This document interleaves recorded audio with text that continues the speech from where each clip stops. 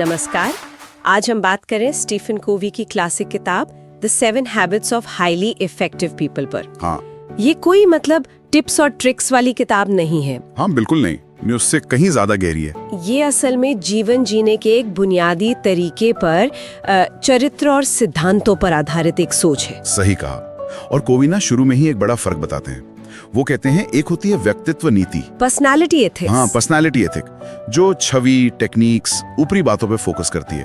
और दूसरी है चरित्र नीति, मतलब कैरेक्टर एथिक, जो बुनियादी सिद्धांतों पर है, जैसे ईमानदारी, साहस। बिल्कुल, ईमानदारी, साहस, न्याय, ये सब।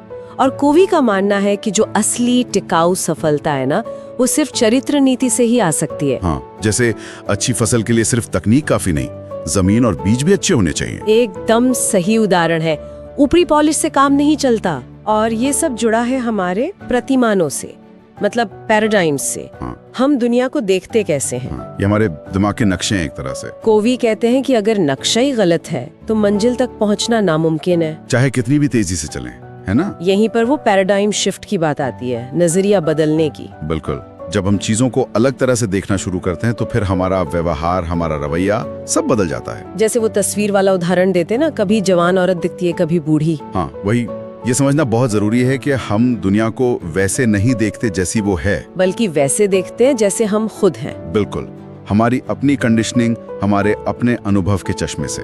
इसी सोच पर टिका है कोवी का अंदर से बाहर वाला नजरिया, इनसाइड आउट अप्रोच। हाँ, मतलब बदलाव खुद से शुरू होता है। बाहर की सफलता से पहले निजी विजय, प्राइवेट विक्ट्री जरूरी है। और इसकी पहली सीढ़ी है, पहली आदत, पहलशील बने, बी प्रोएक्टिव।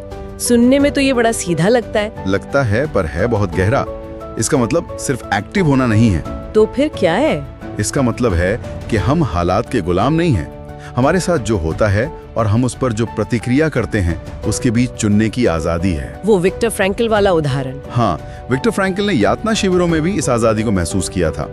पहलशील होने का मतलब है अपनी प्रतिक्रियाओं की जिम्मेदारी लेना, मौसम पर या दूसरों पर दोष नहीं डालना। ये वाकई शक्तिशाली विचार है। अच्छा, तो अगर हम अपनी प्रतिक्रिया चुन सकते हैं तो दूसरी आदत, अंत को ध्यान में रखकर शुरू करें। Begin with the and in mind. ये क्या है? ये आदत कहती है कि हर काम को, हर दिन को अपनी अंतिम मंजिल या अपने मूल्यों को ध्यान में रखकर शुरू करें। जैसे अपना पर्सनल मिशन स्टेटमेंट बनाना। हाँ बिल्कुल, ये तय करने में मदद करता है कि हमारे लिए वाकई क्या जरूरी है, ताकि हम जिंदगी की भागदौड़ में कहीं गलत दिशा में ना भागते रहें। अच्छा, मतलब पहले तय करें कि पहुंचना कहाँ है। और फिर आती है तीसरी आदत, पहली चीजें पहले रखें, पुट फर्स्ट थिंग्स फर्स्ट। ये सिर्फ टाइम मैनेजमेंट तो नहीं है? नहीं, ये टाइम मैनेजमेंट से कहीं ज्यादा है। ये लाइफ मैनेजमेंट है, जीवन प्रबंधन। हाँ, ये सिखाती है कि काम की तात्कालिकता, मतलब अर्जेंसी से ज्यादा उसके महत्व, इम्पोर्टेंस पर ध्यान देना है। वो कोवी का टाइम मैनेजमेंट मैट्रिक्स, जिसमें 4 क्वाड्रेंट होते हैं। हाँ वही, इम्पोर्टेंट, अर्जेंट वाला।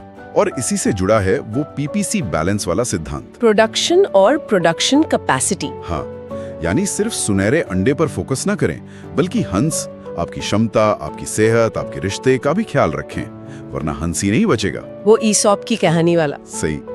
तो ये हुई निजी विजय की 3 आदतें जी, जो हमें आत्मनिर्भर बनाती हैं, इंडिपेंडेंस। इसके बाद आती है सार्वजनिक विजय, पब्लिक विक्ट्री, दूसरों के साथ मिलकर काम करना। हाँ, क्योंकि असली प्रभावशीलता अकेलेपन में नहीं, परस्पर निर्भरता, इंटरडिपेंडेंस में है। और इसकी नींव है इमोशनल बैंक अकाउंट, भावनात्मक बैंक खाता। ये क्या है? ये रिश्तों में विश्वास का खाता है। जैसे बैंक में पैसे जमा करते हैं, वैसे ही रिश्तों में विश्वास जमा करना होता है। छोटी छोटी बातों से, वादे निभाने से, माफी मांगने से। अच्छा, मतलब ट्रस्ट बिल्ड करना। बिल्कुल। और इसी विश्वास की बुनियाद पर अगली 3 आदतें काम करती हैं। चौथी है जीत जीत सोचें, थिंक विन विन। ये सुनने में थोड़ा आदर्शवादी लगता है। क्या ये हमेशा मुमकिन है? कोवी कहते हैं कि ये एक मानसिकता है, अबंडेंस मेंटालिटी। ये मानना कि सबके लिए बहुत कुछ है। ये आपसी फायदे वाले समाधान खोजने पर जोर देती है। विन लूज या लूज विन लंबे समय में काम नहीं करते हैं। तो ये सिर्फ समझौता नहीं, बल्कि एक बेहतर समाधान खोजना है। हाँ, जहाँ दोनों पक्ष जीत महसूस करें। 5वीं आदत मुझे बहुत दिलचस्प लगती है, पहले समझे फिर समझाएं। Seek first to understand then to be understood. आजकल की दुनिया में तो ये बहुत मुश्किल है। मुश्किल है, पर शायद सबसे जरूरी आदतों में से एक है। इसका मतलब है सहानुभूतिपूर्ण सुनना, एम्पैथिक लिसनिंग। सिर्फ जवाब देने के लिए नहीं सुनना। नहीं, बल्कि वाकई दूसरे के नजरिए को, उसकी भावनाओं को समझने के लिए सुनना। जैसे डॉक्टर इलाज से पहले बीमारी को ठीक से समझता है ना? सही बात है। और छठी आदत है तालमेल स्थापित करें, सिनर्जाइज। ये टीम वर्क से कुछ अलग है। हाँ, ये उससे ज्यादा है। ये है रचनात्मक सहयोग, क्रिएटिव कोऑपरेशन। जब अलग अलग नजरिए वाले लोग एक दूसरे का सम्मान करते हुए साथ काम करते हैं तो कुछ नया बनता है। हाँ, वो कुछ ऐसा बना सकते हैं जो अकेले कभी नहीं बना सकते थे। यहाँ 1 + 1 = 2 नहीं, बल्कि 3 या 10 या 100 हो सकता है। ये भिन्नता की ताकत है। कमाल है। तो ये 6 आदतें हो गईं। और फिर 7वीं आदत, आरी तेज करें। Sharpen the saw. इसका क्या मतलब हुआ? इसका मतलब है खुद का नवीनीकरण, लगातार। को भी 4 आयाम बताते हैं। शारीरिक मतलब व्यायाम, सही खाना, आराम। ठीक है। मानसिक, पढ़ना, सीखना, सोचना। आध्यात्मिक, जो भी आपको शांति दे, आपके मूल्य, ध्यान, प्रकृति। और सामाजिक भावनात्मक मतलब रिश्ते बनाना, दूसरों की सेवा करना।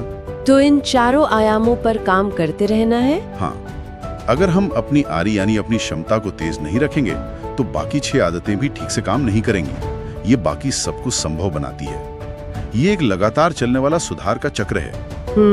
तो संक्षेप में कहें तो ये किताब सतह पर लीपापोती करने के बजाय चरित्र और सिद्धांतों पर आधारित गहरे बदलाव की बात करती है। बिल्कुल, एक अंदर से बाहर का सफर है ये। पहले खुद पर काम, फिर दूसरों के साथ रिश्ते बेहतर करना और लगातार खुद को बेहतर बनाते रहना। हाँ, ये एक सतत प्रक्रिया है।